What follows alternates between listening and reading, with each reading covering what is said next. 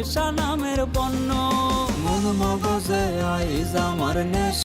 আপনার যদি গগন সাকিবের গান ভালো লাগে তাহলে কমেন্টে ইয়েস লিখুন, আর না হলে নো লিখুন। ভিডিও শুরুতে মেয়েটার অঙ্গভঙ্গি দেখে আমি জাস্ট কনফিউজড। নেশাটা কে করেছে, ছেলেটা নাকি মেয়েটা? আরে ভাইও সেই পেনিকে আছে। মদ গাঁজা আর তোমার মাঝে পার্থক্য কি? অর্থাৎ দুইটা দিয়ে নেশা হয়, মদ গাঁজা দিয়েও হয় আর তোমাকে দিয়েও হয়।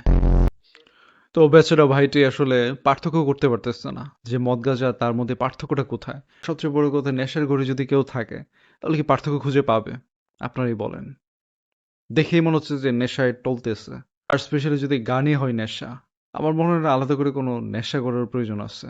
গান দিয়েই নেশা করবে। তুমি যদি আমি হইতা একটা রাতের জন্য। এইটা জোশ ছিল, একদম যে কলিজার মধ্যে যা লাগছে। আর লাগারই কথা শুধুমাত্র গগন সাহেবের কথা না, এটা আমাদের প্রত্যেকটা ছেলের কথা। মেয়েরা যারা আমাদেরকে কষ্ট দেয়, ওরা বুঝতো যদি একটা দিন আমাদের জায়গায় এসে থাকতো, বুঝতা তবে কেমনে পোড়ায় নেশা নামের পণ্য। তাহলে বুঝতে পারতো আমাদের পেইনটা, আমাদের ফিলিংসটা। মানে তুমি যদি আমার জায়গায় আসতা শুধুমাত্র একটা রাতের জন্য, তাহলে তুমি বুঝতা যে আমি কেন কেন আমি নেশায় বুঁদ হয়ে থাকি। বাইটা বলতেছে তাহলে তুমি বুঝতা আমি এমনি এমনি করতেছি না। তুমি যদি আমার পেইনটা বুঝতা, আমার কষ্টটা বুঝতা, আমার ফিলিংসটা বুঝতা। Just wow. মন মগজে আইজ আমার নেশার আত্মা নাচে। ওয়াও, জাস্ট অস্থির। ওফ, কি ফিলিংস দিয়ে লাইনটা গাইছে। আর লাইনটার লিরিক্সটার অর্থটা দেখেন, একদম দারুণ, সুপার। কি ছিল এটা? ও মাই গড।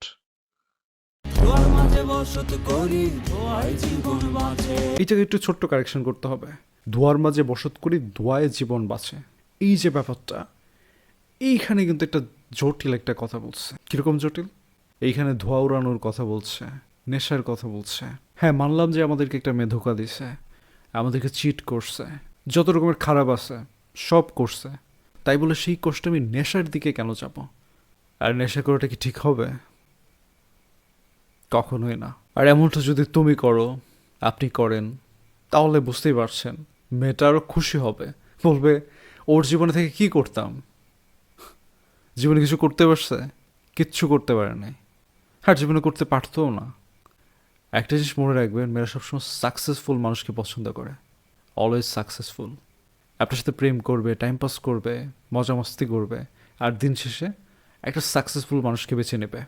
কাজেই সাকসেস হওয়ার ট্রাই করেন, এমন কিছু করে দেখানোর চেষ্টা করেন যা একদম তাকে চমকে দেবে, যাতে সে আফসোস করে যে আমি কাকে ছাড়লাম।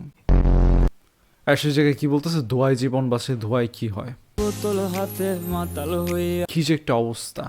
আরে ভাই, মেয়েটা আমার সাথে চিট করতেছে, আমাকে ছেড়ে চলে যেতেছে, সেই জায়গায় আমি কেন নেশা করব তার জন্য? ওকে, ফালতু একটা মেয়ে। কাজেই তার জন্য নিজের জীবন নষ্ট করার কোনো মানেই হয় না। আর এইসব নিয়ে কথা বললেও আমি ভালো না। আচ্ছা, আপনাদের ভালোর জন্য যদি আমি খারাপ হই, নো প্রবলেম। তোমার নেশা ভুলতে গিয়া ধরছি অন্য নেশা। অনেক সময় আমরা একটা মেয়েকে দেখে মনে হয় না যে মেয়েটার মধ্যে অনেক মায়া আছে, মনে হয় যে ওরে দেখলে একটু নেশা নেশা লাগে।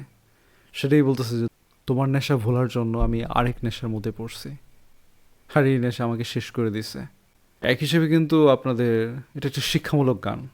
কারণ কি, এখানে কিন্তু বলতেছে যে কি, ওরে ভোলার জন্য আরেক নেশা। বাট আমি বলবো যে কখনোই কেউ কারো রিপ্লেসমেন্ট হতে পারে না। আর নেশা করাটা সবচেয়ে বোকামো, কখনো এটার দিকে যাওয়া উচিতই না। এইটা একদম জোশ ছিল, এই লাইনটা একদম ও বেশি জোরে মারছি। তো গাইস, আজকের ভিডিও এই পর্যন্তই। সবাই ভালো থাকবেন, সুস্থ থাকবেন। দেখা হচ্ছে খুব তাড়াতাড়ি নতুন ভিডিওতে।